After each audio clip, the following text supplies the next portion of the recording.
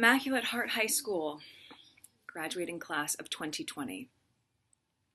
For the past couple weeks, I've been planning on saying a few words to you for your graduation.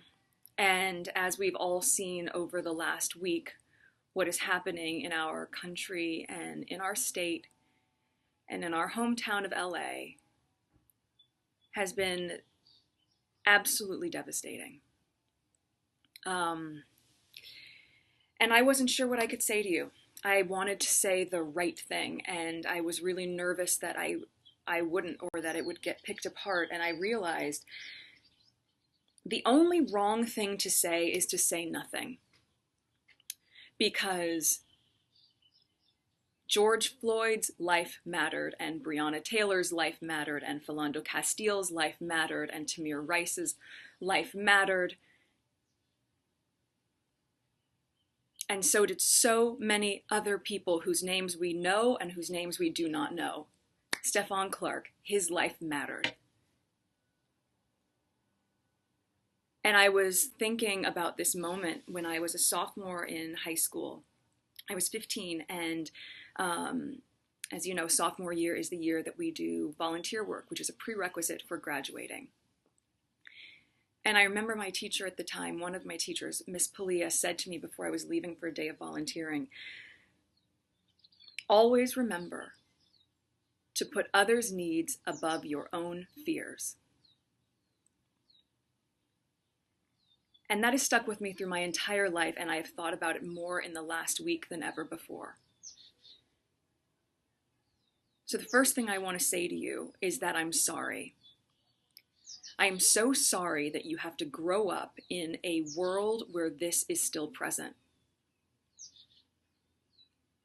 I was 11 or 12 years old when I was just about to start Immaculate Heart Middle School in the fall, and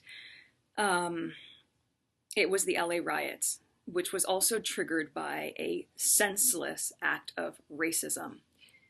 And I remember the curfew, and I remember rushing back home, and on that drive home, seeing ash fall from the sky and smelling the smoke and seeing the smoke billow out of buildings and seeing people run out of buildings carrying bags and looting. And I remember seeing men in the back of a van just holding guns and rifles. And I remember pulling up to the house and seeing the tree that had always been there completely charred. And those memories don't go away.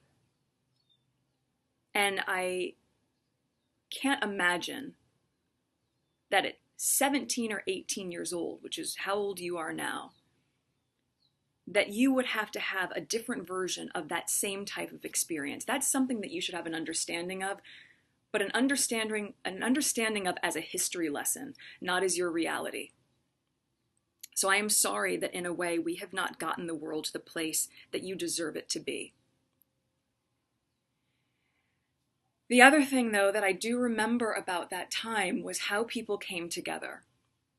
And we are seeing that right now. We are seeing that from the sheriff in Michigan or the police chief in Virginia. We are seeing people stand in solidarity. We are seeing communities come together and to uplift.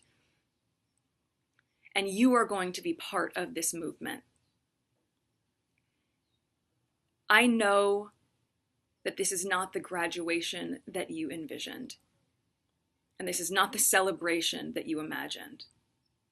But I also know that there's a way for us to reframe this for you and to not see this as the end of something, but instead to see this as the beginning of you harnessing all of the work, all the values, all the skills that you have embodied over the last 4 years, and now you channel that.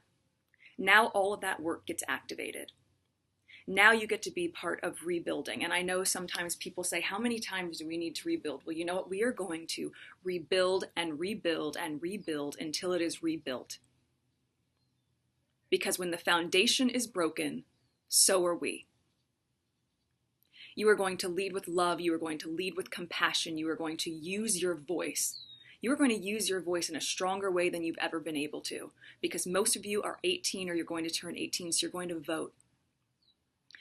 You are going to have empathy for those who don't see the world through the same lens that you do, because with as diverse and vibrant and open-minded as I know the teachings at Immaculate Heart are, I know you know that Black Lives Matter. So I am already excited for what you are going to do in the world. You are equipped, you are ready, we need you, and you are prepared.